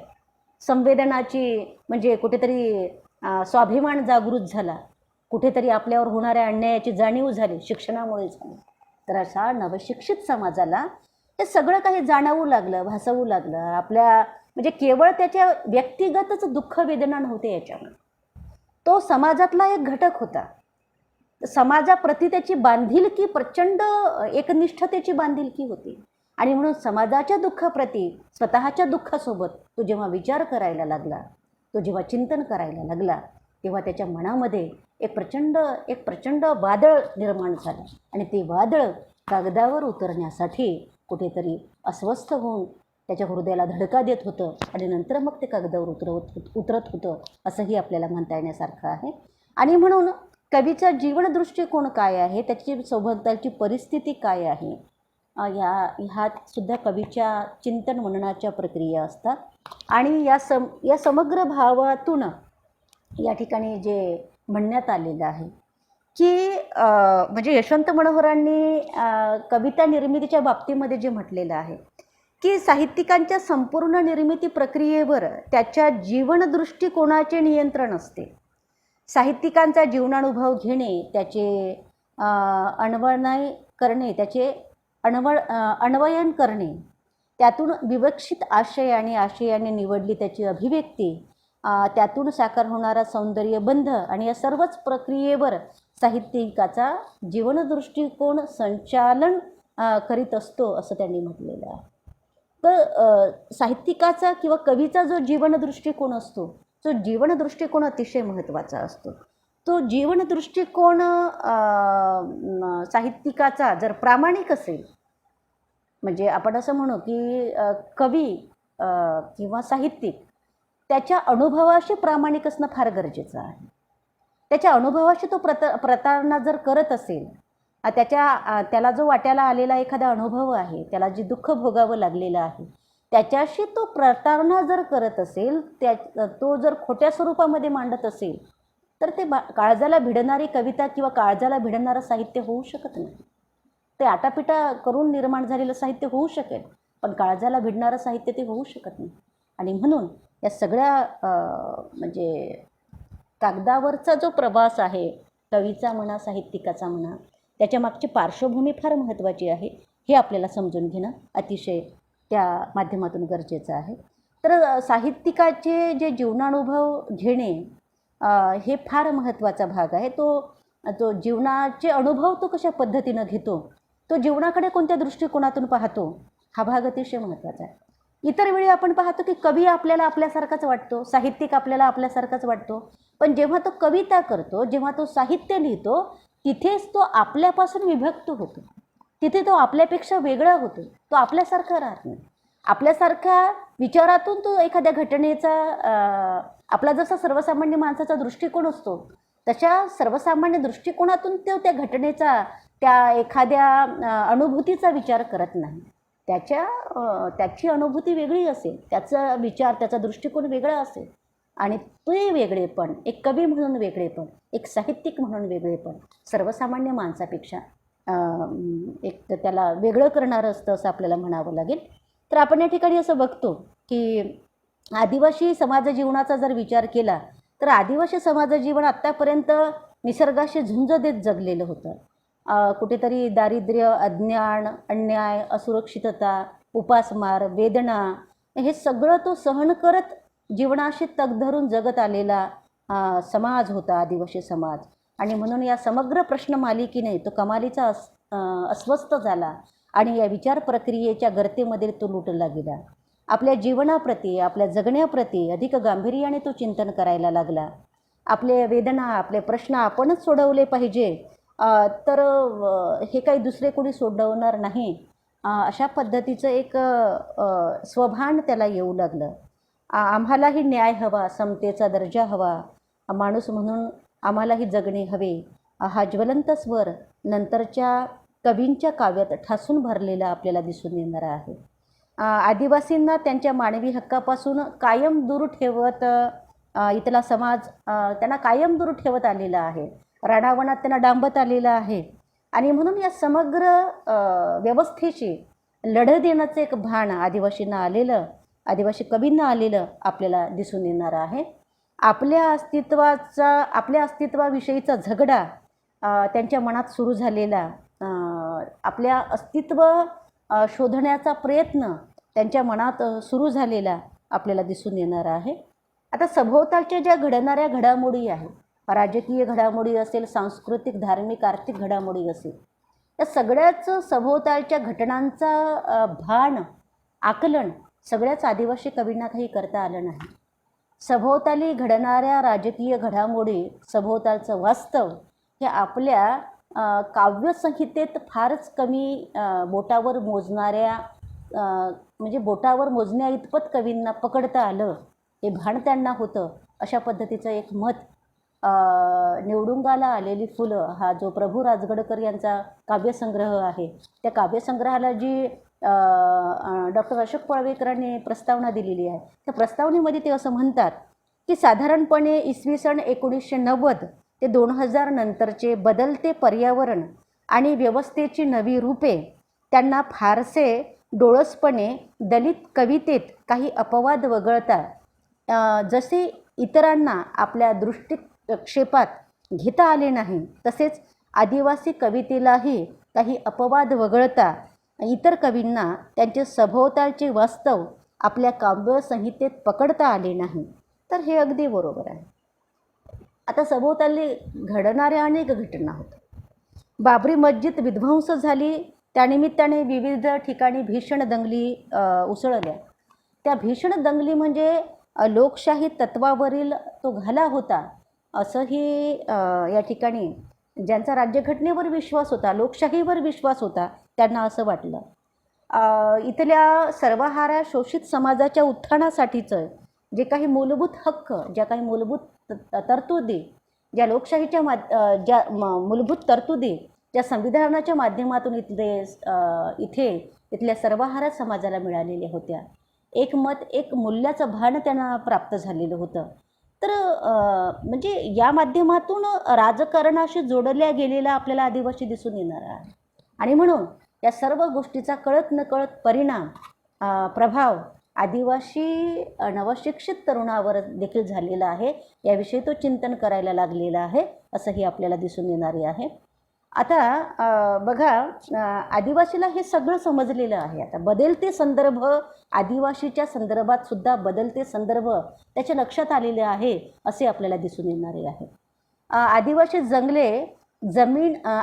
जंगल जमीन भांडवलदाराच्या उद्योजकांना कच्चा माल पुरवणारे साधन झालेले आहे. फक्त इथल्या आदिवासींचा उपयोग सत्ता उपभोगण्यासाठी, राजकीय सत्ता हस्तगत करण्यासाठी, उद्योगधंद्याच्या उभारणीसाठी करण्यात येत आहे, हेही त्याच्या लक्षात आलेलं आहे. विस्थापनाचे षडयंत्र राबवून आदिवासींना कायमचे निकाली काढण्याचा डाव सुरू आहे, हेही त्यांच्या लक्षात आलेलं आहे. संविधान पत्रिकेतील जे काही आम्ही भारतीय लोक आहोत, याच मूल्याला कसा सुरुंग लावण्यात येत आहे, हेही त्यांच्या लक्षात आलेलं आहे. आणि म्हणून हे सगळे षडयंत्र आहे, ज्या बदलत्या घडामोडी आहे, काही कमी असेल कमी, पण त्यांना जरी हे वास्तव पकडता आलं, पण तरीही ते या सगळ्या गोष्टीचा विचार करायला लागलेले होते असं आपल्याला म्हणता येण्यासारखं आहे. एक महत्त्वाचा संदर्भसुद्धा या ठिकाणी सांगणं गरजेचं आहे की 1969मध्ये चंद्रपूर भद्रावती इथे जे काही पहिलं आदिवासी साहित्य संमेलन झालं, डॉक्टर विनायक तुमराम यांच्या प्रयत्नाने ते आदिवासी संमेलन घडलं.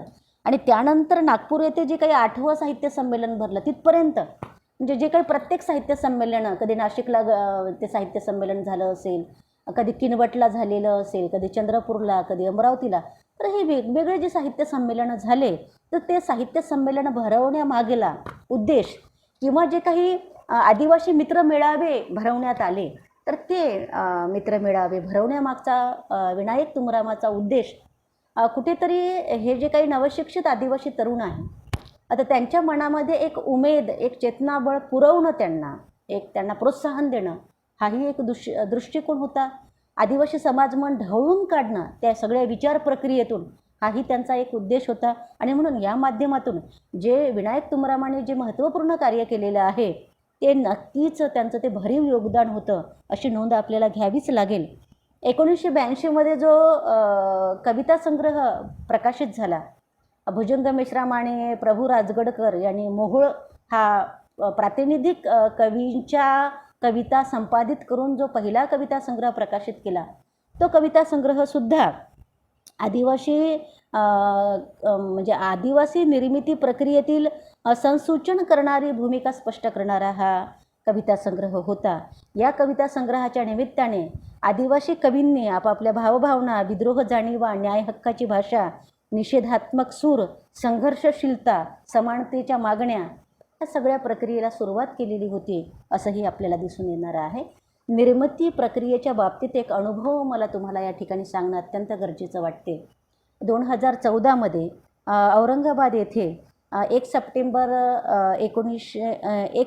ते 20 सप्टेंबर 2014मध्ये डॉक्टर बाबासाहेब आंबेडकर विद्या प्रबोधिनी औरंगाबाद विद्यापीठ येथे मराठी विषयीच्या उजळणी सत्रामध्ये आदिवासी कवितेवर व्याख्यान देत असताना आदिवासी कवितेच्या निर्मिती प्रक्रियेविषयी दीर्घ विवेचन, कविता जगणे आणि कविता लिहिणे या संदर्भामध्ये प्रभू राजगडकर यांनी फार महत्त्वपूर्ण पद्धतीने दिलेलं, मला या ठिकाणी आदिवासी कविता निर्मितीच्या बाबतीत या मुद्द्यावर प्रकाश टाकण्यासाठी हा संदर्भ फार महत्त्वाचा या ठिकाणी वाटतो आहे. तर त्यांनी असं म्हटलेलं आहे की कविता जगणे आणि कविता लिहिणे या दोन प्रक्रियेपैकी कविता लिहिणे ही अतिशय कठीण प्रक्रिया आहे. कारण ही प्रक्रिया यासाठी कठीण आहे की कोणत्याही कवीला प्रश्नाची जाण आणि व्यवस्थेचं भान असणं अतिशय आवश्यक असते. हे अत्यंत महत्त्वाचे संदर्भ असतात. आपली कविता समाजव्यवस्थेतील प्रश्नांना, शोषणांना जर वाचा फोडू शकली नाही तर त्या कवितेला काही अर्थ नसतो.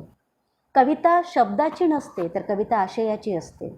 समाजात एखादी घटना घडावी आणि लगेच कविता सुचावी असे होत नाही. ती घडलेली घटना फार तर एक निमित्त असते. पूर्वकालीन आठवणीसह या घटनेपर्यंतची ती घटना एक संदर्भाची साखळी म्हणून आपल्या चित्त व मनाच्या प्रदेशाला धडका देत असते. तिचे सामयोचित प्रारूप काव्यात उभे करणे गरजेचे असते. त्यांनी असं म्हटलं की निवडुंगाला आलेली फुलं या कविता संग्रहामध्ये पांडुरंग, पाणी आणि मी, बोला कॉम्रेड बोला, ते आल्यानंतरची गोष्ट किंवा गोंगलू त्यांची महत्त्वाची कविता घ्या. या गोंगलू या कवितेच्या निर्मिती प्रक्रियेमागील मौनभूमिका व्यक्त करताना त्यांनी असं म्हटलं की गोंगलूच्या संदर्भातली घटना, गोंगलू त्यांना कधी भेटला, गोंगलूच्या संदर्भातल्या घटना कधी घडल्या, ते 1998मध्ये. त्यांनी कविता कधी लिहिली? 2010मध्ये.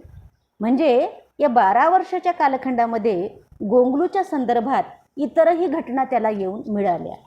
गोंगलूच्या संदर्भात त्याने जे चिंतन केलं, गोंगलूच्या संदर्भातलं जे सगळं काही विचार प्रक्रियेतून 7 महिन्याच्या कालावधीमध्ये कविता जमल्याचं समाधान त्यांनी व्यक्त केलेलं आहे. तर त्यांच्या मते खरे तर कवितेला आपल्यात, म्हणजे खऱ्या अर्थाने कवितेला आपल्यात रुजू द्यावे लागते, आपल्यात मुरू द्यावे लागते. अनुभवाला मुरू दिल्याशिवाय मनातून कविता आकार घेत नाही. त्यांची कानू सन्याल या कवितेच्या निमित्ताने माओवादी संघटना, नक्षलवादी संघटना, दंडकारण्य स्थापनेमागचे संदर्भ, सद्यस्थिती व कविता ही निर्भयता, आत्मनिष्ठता या जाणीवेतून निर्माण होते. अशा पद्धतीचे म्हणजे काव्यनिर्मितीच्या संदर्भातला उपयुक्त हे जे काही अनुभव प्रभू राजगडकरांनी सांगितले, तर ही प्रक्रिया, काव्यनिर्मितीची प्रक्रिया ही अशा पद्धतीची असते असं त्यांना म्हणायचं आहे. यानंतरचा अतिशय महत्त्वाचा टप्पा म्हणजे मराठी आदिवासी कविता निर्मितीच्या मूलभूत प्रेरणा. अगदी 10 मिनिटामध्ये आपण हा आपला मुद्दा संपवू. आदिवासी म्हणजे आपण याआधी बघितलेलं आहे की आदिवासी साहित्याच्या प्रेरणा कोणत्या आहे हे आपण बघितलेलं आहे. परंतु मुळात हा आदिवासी काव्यप्रवाह जो आहे तर तो काव्यप्रवाहच एक वेगळा प्रवाह आहे इतर साहित्य प्रवाहाच्या तुलनेमध्ये, म्हणजे इतर साहित्य प्रकाराच्या तुलनेमध्ये. म्हणजे कथा, कादंबऱ्या, स्वकथना हा म्हणजे वाङ्मयाचा प्रकार वेगळा आहे, परंतु कविता हा वाङ्मय प्रकार वेगळा असल्यामुळे त्यांनी या ठिकाणी कवितेच्या वेगळ्या म्हणजे प्रेरणा मांडलेल्या आहेत. त्या प्रेरणासुद्धा त्याच प्रेरणा आहेत ज्या आपण मागे बघितलेल्या होत्या. निसर्ग प्रेरणा असेल, फुले आंबेडकरी प्रेरणा असेल, त्यांची सांस्कृतिक प्रेरणा असेल, ऐतिहासिक महापुरुषांची प्रेरणा असेल. फक्त इथे थोडे संदर्भ बदललेले आहेत असं आपल्याला म्हणता येण्यासारखं आहे. तर आपल्याला अगदी थोडक्यात आपण हा भाग या ठिकाणी आटपवणार आहोत. तर या ठिकाणी त्यांनी असं म्हटलेलं आहे की आदिवासी कविता प्रवाहाचा स्वतंत्र विचार केला व इतरही मूलभूत प्रेरणा त्या निर्मितीच्या पाठीमागे होत्या असं म्हणता येण्यासारखं आहे. लोकगीतामध्ये आपण बघितलेलंच आहे की निसर्गाला स्वयंभू त्यांनी मांडलेलं आहे. निसर्गाला एक सांस्कृतिक मूलभूत प्रेरणाच त्यांनी मांडलेलं आहे. परंतु पुढे स्वातंत्र्योत्तर कालखंडामध्ये ज्या मूलभूत प्रेरणा आहे त्यांच्या सामाजिक, राजकीय म्हणजे त्यांच्या ज्या काही मूलभूत प्रेरणा आहे त्या मूलभूत प्रेरणांना खतपाणी देणारे जे काही संदर्भ आहे, मग सामाजिक, सांस्कृतिक, राजकीय आंदोलने असेल, त्यांच्या चळवळी असेल, बोलीभाषा असेल, महापुरुषांच्या व्यक्तिमत्वाचा प्रभाव असेल, हे सर्व काही त्यांच्या काव्य निर्मितीसाठी पूरक ठरलेलं आहे. तर या मूलभूत प्रेरणांचा थोडक्यात आढावा घेत असताना फुले आंबेडकरी प्रेरणा ही त्यांनी महत्त्वाची प्रेरणा मांडलेली आहे. म्हणजे आदिवासी कविताची निर्मिती या फुले आंबेडकरी विचारधारातून झालेली आहे असे हे नवकवी मानतात असं आपल्याला दिसून येणार आहे.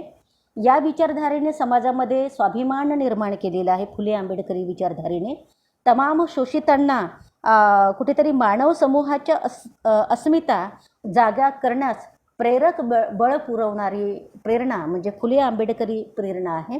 डॉक्टर बाबासाहेबांच्या अस्मिता जागृतीनेच आदिवासी कवी आपल्या अस्तित्वाचा शोध घेऊ लागला. आदिवासी महापुरुषांच्या विचारधारेला कवींनी आपल्या कवितेची मूलभूत प्रेरणा मांडलेली आहे. फुल्यांच्या सामाजिक क्रांती म्हणजे फुल्यांच्या सामाजिक चळवळीने, फुल्यांच्या सामाजिक क्रांतीने त्यांच्या काव्यलेखनास विलक्षण धार प्राप्त झालेली आहे. भुजंग मेश्राम या संदर्भात मध्ये असं म्हणतात की डॉक्टर बाबासाहेब आंबेडकरांच्या विचारातील शक्ती आदिवासी समाजाला दिशादर्शन करणारी असल्यामुळे आदिवासी साहित्याची मूलभूत प्रेरणा ही आंबेडकर आहे. आंबेडकरी विचारधारा दी बुद्ध फुले शाहू आंबेडकरी विचारधारा आहे. तर या तत्वनिष्ठ विचाराचे तेज प्राशन करून या विचारधारेचे नवे अन्वयार्थ मांडणारी ही जी काही म्हणजे फुले शाहू आंबेडकरी विचारधारा आहे ती अतिशय मूलभूत विचारधारा आहे. आणि म्हणून आदिवासी काव्य निर्मितीवर एकूणच या सगळ्या प्रेरणांचा प्रभाव सखोलपणे पडलेला आपल्याला दिसून येणार आहे. भुजंग मेश्रामांची जर आपण कविता बघितल्या तर डॉक्टर बाबासाहेब आंबेडकरांवर त्यांनी ज्या कविता लिहिलेल्या आहेत त्यांची समुद्रपुत्र नावाची कविता असेल की उधाणलेल्या लाटांचे नाग आता तुझ्याच प्रतीक्षेत, हे बाबासाहेबांना त्यांनी समुद्रपुत्र म्हणून संबोधलेलं आहे. किंवा सावत्राय म्हणून फुले दाम्पत्याने जे शैक्षणिक क्रांतिकार्य केलेले आहे त्याचे स्मरण ठेवून त्यांनी ती सावत्राय नावाची कविता लिहिलेली आहे. प्रभू राजगडकर, उषा किरण आत्राम, माधव सरकुंडे, कृष्णकुमार चांदेकर, बाबाराव मडावी, दशरथ मडावी, डॉक्टर नीलकांत कुलसंगे या अशा अनेक कवींवर या विचारधारेचा प्रभाव खोलवर पडलेला आहे असं आपल्याला म्हणता येण्यासारखं आहे. दुसरी जी प्रेरणा आहे ती निसर्ग प्रेरणा आहे असं आपल्याला म्हणावं लागेल. तर बहुतांश आदिवासी कवी कवयित्रींनी निसर्ग जाणीवेतून या निसर्ग प्रेरणाला मांडलेला आपल्याला दिसते. निसर्ग शक्तीला त्यांनी आपल्या कवितेची प्रेरणा मांडलेली आहे. निसर्ग प्रतिमांना त्यांनी आपल्या कवितेच्या माध्यमातून ते पूजलेलं आहे. या निसर्ग प्रतिमाबद्दल त्यांच्या मनामध्ये प्रचंड आदर आहे असं आपल्याला दिसून येतं. परंतु आदिवासी कवितेने डोळसपणे या निसर्ग सृष्टीकडे आता बघितलेले आहे. एकेकाळचा दंडकारण्य आता अभयारण्य झालेलं आहे याची जाणीव आता त्यांना झालेली आहे. निसर्ग पाखराला देखील आमच्यासोबत विस्थापित करण्याचे कटकारस्थान होत आहे हे आता समजून तो गेलेला आहे. आणि म्हणून निसर्ग सामर्थ्याला मूलभूत प्रेरणा जरी आदिवासी कवींनी मांडलेली असली तरी तो निसर्गाकडे कसा बघतो आहे बदलत्या भावनेतून. तर झाडे म्हणजे हृदयात रुतलेल्या श्वासांची रंध्रे असा जेव्हा भुजंग मेश्रामासारखा कवी म्हणतो तेव्हा तो निसर्गाकडे कोणत्या जाणीवेने पाहतो की झाडांचा आणि आमच्या श्वासांचा कसा संबंध आहे. म्हणजे आमच्यात रुजलेलं म्हणजे हे या निसर्गातलं झाड आहे. आम्ही या निसर्गाशी जोडल्या गेलेलो आहोत. तर अशा पद्धतीने निसर्ग त्यांच्या वैचारिक भावनिक चिंतनाला ऊर्जा पुरवणारा महत्त्वाचा घटक ठरलेला आहे. आदिवासी कवींचे निसर्गप्रेम, निसर्गनिष्ठा यामुळेच दृढ होत जाताना आपल्याला दिसून येणारी आहे. निसर्ग पर्यावरणाचा प्रभाव देखील त्यांच्या अंतरसृष्टीच्या संरचनेवर खोलवर होताना दिसून येणार आहे. निसर्ग सान्निध्यातला आनंद अकृत्रिम मोकळेपणापासून तो विभक्त होऊ इच्छित नाही. दऱ्या, खोऱ्या, डोंगर, नद्या, वृक्ष, लता, पशुपक्षी, चंद्र, सूर्य, तारे, जमीन या निसर्ग प्रतीकांकडे तो अतिशय श्रद्धेने आणि अतिशय आदराने पाहतो असं सुद्धा आपल्याला म्हणावं लागणार आहे. निसर्ग प्रतिमांची संबोधने आदिवासी कविता संग्रहाची सुद्धा म्हणजे शीर्षके सूचक स्वरूपाची आहे. म्हणजे निसर्ग प्रतिमांनीच त्यांनी संबोधलेलं आहे या कविता संग्रहाने. त्या कविता संग्रहाची नावं दिलेली आहे. जसं गुंडवन पेटलेले आहे, रानपाखराचे संसद, रान आसवांचे तळे, सुक्का सुकुम, चंद्रतारका, सुक्का सुकुम. तर अशा पद्धतीचे प्रतीकंसुद्धा त्यांनी म्हणजे निसर्गनिष्ठेच्या त्या भूमिकेतूनच त्यांनी ते म्हणजे लक्षवेधी सूचक असे शीर्षक आपल्या कविता संग्रहाला दिलेले दिसून येणारे आहे.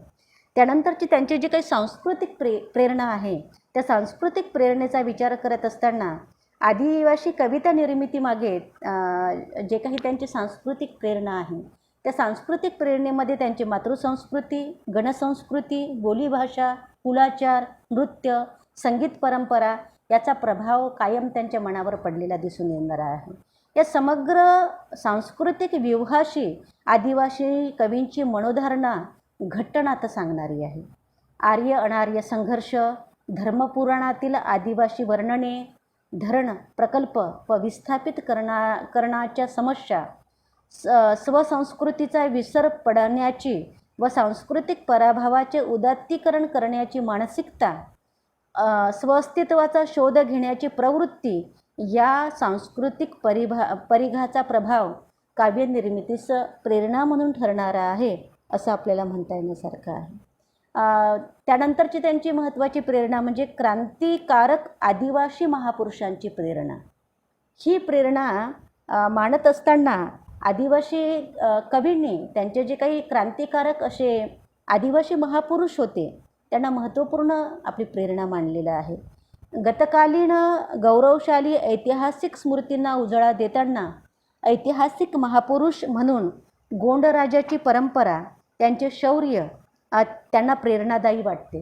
गोंडराजा दलपत सिंह, प्रवीण भांजदेव, राणी दुर्गावती, बिरसा मुंडा, तंट्या बिल्ल, श्यामा कोलाम या आदिवासी क्रांतिनायक महापुरुषांची प्रेरणा त्यांच्या काव्योर्मीस धारदार करणारी आहे.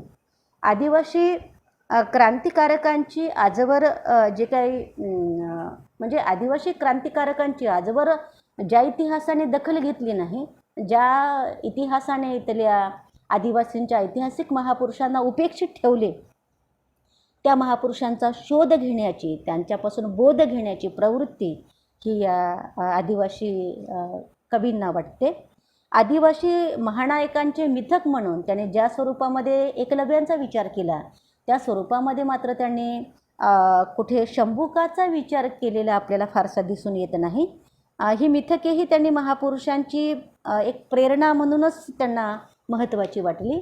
मार्क्स, सावित्रीबाई फुले, रमाबाई आंबेडकर, बिरसा मुंडाची आई या क्रांतिकारक नायिकांचा देखील त्यांनी अत्यंत प्रेरणा स्वरूपामध्ये विचार केलेला आहे. बिरसा मुंडाचा विचार करत असताना कवी असं म्हणतो भुजंग मेश्राम की कुठूनही ये बिरसा हे फुलवित शेत. बाबासाहेब ते बिरसा मुंडा हे मानवमुक्तीचे अधिनायक कसे आहेत हे दाखवण्याचा त्यांचा प्रयत्न आहे. चामूलाल राठवाची जे काही बलिदान नावाच्या कवितेतून या क्रांती नायकांच्या योगदानाची त्यांनी जी काही प्रेरणा स्वरूपामध्ये दखल घेतलेली आहे की ते असं म्हटलेले आहे की केवळ नंदुरबारच्याच लोकांनी सुखी व्हावे म्हणून काही बाळ शिरीषाने बलिदान केले नव्हते. केवळ बिहारीच सुखी व्हावा म्हणून काही बिरसाने बलिदान केले नव्हते. हलोल कलोलालाच स्वातंत्र्य मिळावे म्हणून काही जेऱ्या फासावर चढला नव्हता आणि आम्हाला चरायला कुरण मिळावे म्हणून कजरसिंग काही लढला नव्हता. सातपुड्यातील फत्तूदादा जे गोऱ्या इंग्रजांच्या गोळीला बळी पडले ते सर्व या देशाचे सुपुत्र होते. ते काही कोणते दरोडेखोर नव्हते, परंतु त्यांचे स्मारक, त्यांचे पुतळे कुठेच नसल्याची खंत आदिवासी कवींनी व्यक्त केलेली आहे. आदिवासी जे महापुरुष आहे, मग उमाजी नाईक असेल, ख्वाजा नाईक असेल, यांचे बलिदानसुद्धा म्हणजे अत्यंत क्रांतिकारक स्वरूपाचे आहे आणि या सगळ्या क्रांतिकारक महापुरुषांना त्यांनी आपली प्रेरणा मानलेली आहे. तर विद्यार्थी मित्रांनो, आपण या ठिकाणी हे बरंचसं तपशीलवार विवेचन आपण केलेलं आहे. या ठिकाणी आपण थांबू. पुढच्या तासिकेला आपण या ठिकाणी समजून घेण्याचा प्रयत्न करू. म्हणजे जे काही मराठी आदिवासी कवितेचे जे अंतरंग आहे, एकूण मराठी आदिवासी कविता कशी आहे हे थोडक्यात समजून घेण्याचा आपण प्रयत्न करणार आहोत. त्याची विशेष काय आहे, मराठी आदिवासी कवितेची विशेष काय आहे, वेगळेपण कशात आहे आणि त्याची वैशिष्ट्ये काय आहे, तर हे आपण पुढच्या तासिकेला समजून घेण्याचा प्रयत्न करू. आजच्या पुरतेचं विवेचन आपण इथेच थांबवू आणि पुढच्या भागाला नक्कीच आपण भेटू. धन्यवाद.